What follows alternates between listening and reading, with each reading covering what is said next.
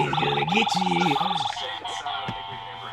So we went for Nathan's follow-up visit with a cardiologist yesterday.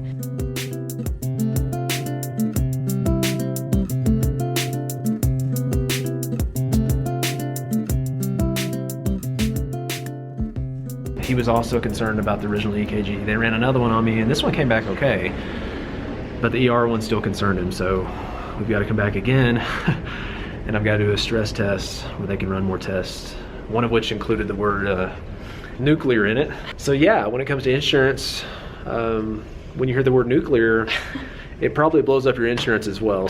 Can you push the button, Hensley? Oh yeah, whoa, not that, don't push that one. And thankfully everything went really well. So the nuclear stress test is today. I don't know what that involves. I just picture me with my shirt off with a bunch of wires on me running on a treadmill while 5 or 10 people stare at me. So I'm thinking this could be kind of, yeah, I think this would be kind of weird. And I know they're like injecting some stuff into me before I do it, I guess. Some dye. That way they can just get a better picture of Nathan's heart and what it's like on exertion and just make sure everything's good. Well, we're hoping everything turns out great, and this is just a test to see how good our insurance is. Yeah, test insurance, and it'll be a midlife checkup, I guess. I'll consider it that way because they put me through the ringer on a lot of things. Well, that's kind of what we're chalking it up to. Yeah. Is if everything checks out, then that's best case scenario, and that's what we want, but we'll just say, okay, that was checkup.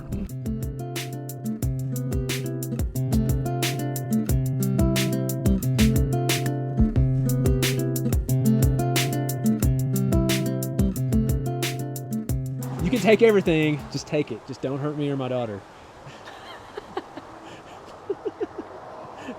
You're the generic picture that's on every post office in America.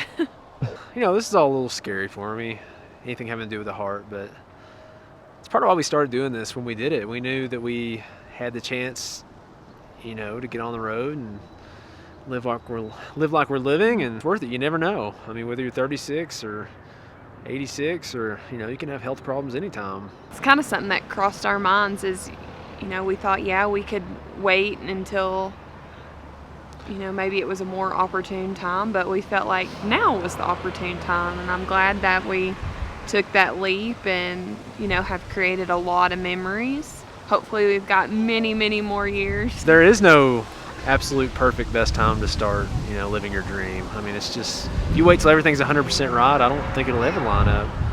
The stick. It is a big stick. We would never get to see this many sticks if we hadn't gone full-time RVing, right, Hensley?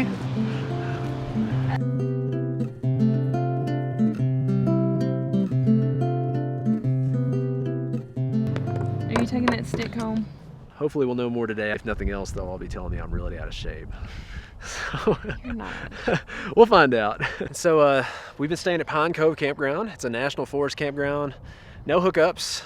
We did find a place to fill up with water before we came in, and we're going to a full hookup after this, so hopefully we can dump our tanks and all that kind of stuff once we get back. But it's just $20 a night. The view here is insane. Probably one of the best $20 we've ever spent. As far as views, it's awesome. Like, I mean, it's just, you are surrounded by water, surrounded by mountains. I mean, gorgeous. I mean, we watched the rain coming in. We watched snow fall on the top of the mountains. We watched some geese come up and fly through the water. I mean, it's just boats, like beautiful sailboats. Sailboats. Like the water just sparkles. Mm-hmm. It's breathtaking here. Now this is pretty much a parking lot. As far as downsides, if you don't like being super close to somebody, there are other campgrounds around the lake that'll give you more privacy, but none of them give you the view this one has. We wanted the view over privacy. Yeah. So we definitely do not regret staying here. We're A-okay because we got our huge Class A. We're in it. I mean, we honestly don't notice people next to us that much anyways. Mm-hmm. And it's got that huge front window glass that we absolutely love. And we've just left it open and we just see the mountains and the water. And we're facing directly where the sun's setting right in front of us. So we want to watch the sunset. I mean, and some people have asked, you know, how do you find these kind of places? I mean, Allstays. Just use the Allstays app.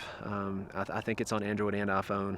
And just do a search for National Forest campgrounds, and this one popped up. And they got some really cool trails. We took our bikes and went riding, and Just There's some lots really of hiking around here yeah. too. We didn't do a lot of that because we're waiting to see the results on the tests and stuff too, just being cautious. But So we've there's a just lot- been taking it easy. we've been relaxing here. We do not regret it one day. Well, when you have a view like this, I mean, Yeah, it's- we're cool. So. Yeah.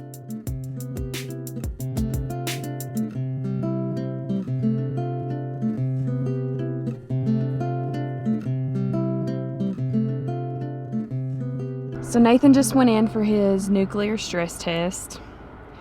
I'm a little nervous. We're thinking positive. We're thinking that, you know, everything's gonna check out okay. They said it's gonna take about 2.5 hours. I don't think I can distract a 2-year-old for 2.5 hours in a hospital waiting room. I know he's been nervous about it, just, you know, wants to be healthy for his family. And you know, I know we make fun sometimes, but Nathan really is healthy and he works out, and so this is kind of a surprise. And I mean, he's young and we just didn't expect anything like this to kind of come up. So we'll get through it together though. So Nathan hasn't been able to eat chocolate, and we had friends over last night and had s'mores, and he didn't get to have any. So right across from the playground is a Whole Foods, so we're gonna go get him something chocolate that he can have when he's done with his test. Hensley's idea. Wasn't it, Hensley? Cake. Exactly. Hi. Whole Foods has this brownie that I'm crazy about. Roundy. I can only find it at certain Whole Foods. Not all have it, but it is a brownie that they put icing on. And it is so good. Colorado's pretty fit. I don't know if they do that to their brownies, but we're gonna go check. Hello. Hensley is very hangry. Cart of the car.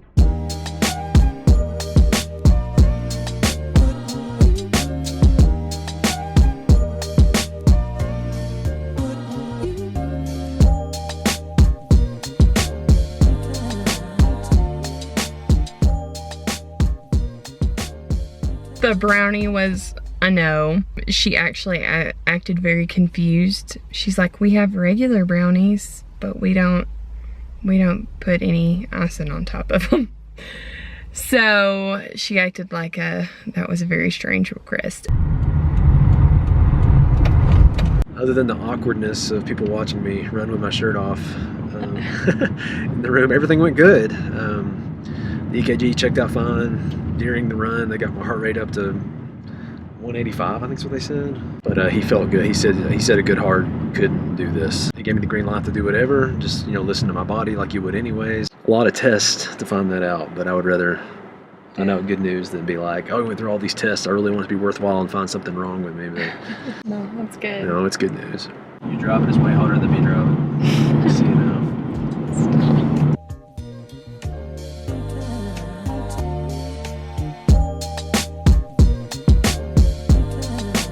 So we're gonna say goodbye to Pine Cove, and It's beautiful. we'll say hello to Glenwood Springs. So as far as our tow bar, braking system, hitch, all that stuff, we use a ready brake for the brake, which is inertia based, meaning, you know, whenever we hit the brakes on the RV, it's supposed to stop the car, you know, behind us. And it works really well. When the ready brake kicks in with the brake from the RV, it pulls this wire, which is attached to the actual brake pedal. It's literally like wrapped around the brake pedal and, you know, pulls that brake pedal down, which uses the brakes on the car. So you get some additional braking that way. Our tow bar is a Blue Ox Avena 2 tow bar, nothing super fancy about it. Let's hook this thing up.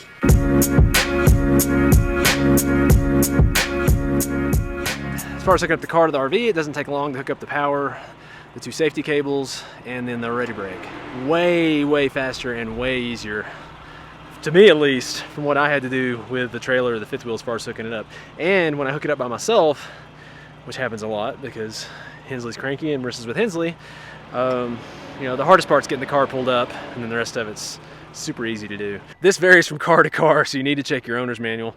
Once all that's hooked up, all you gotta do, try to make sure everything's off, put in the ACC position on the key, put this in neutral, and then make sure the emergency brake is off. With our Subaru, we have never had an issue with the battery going dead when we arrive somewhere, or any other problem, to be honest. We've gone over the steepest pass here and the highest elevation pass here, which is around Eisenhower Tunnel and all that stuff. But we know around Vail, I think there's still some more steep areas, but I don't know. I really want to see, this did okay. I mean, it did really well, actually, without the vehicle behind it. So I'm kind of curious how the RV is going to do, but we're going to give it a go because I need to know, we don't want to be unhooking every single time there's a grade coming up. And this is a pretty good grade coming up, I'm pretty sure.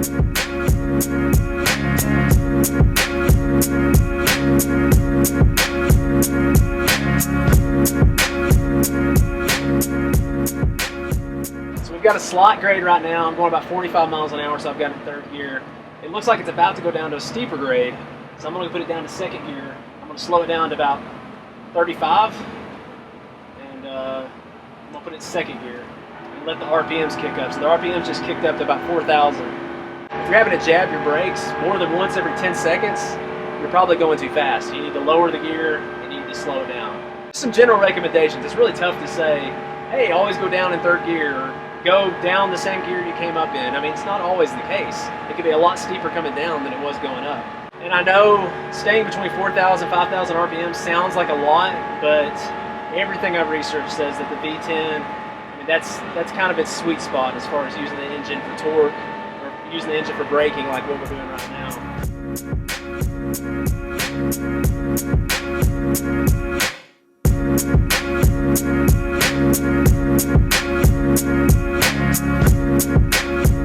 So that wasn't too bad. At the Eisenhower Pass and the Eisenhower Tunnel at 12,000 feet, like, I hardly ever even had to use the brakes.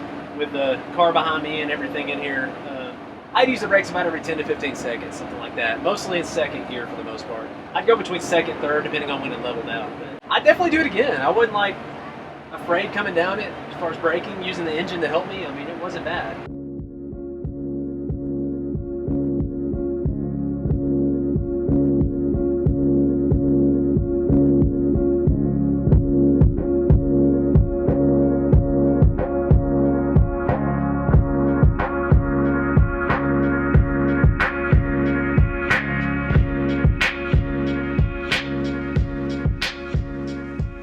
Been a long day.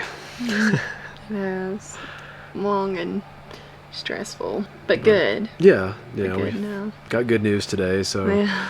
and fun fact: the place where I had my nuclear heart stress test, the person doing it said she was pretty sure it was the highest elevation you could possibly take that test in the United States. So we're all Show about. off. Yeah.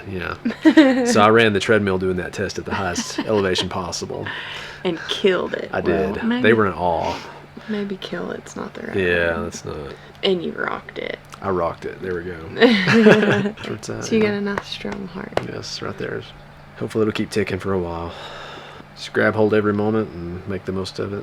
So yeah, this is a pretty cool area. Mm-hmm. We're pumped to explore it. I'm glad Nathan's got the clear, so now I'm gonna put him through some more highs. Yeah. I say we call it a night. I agree.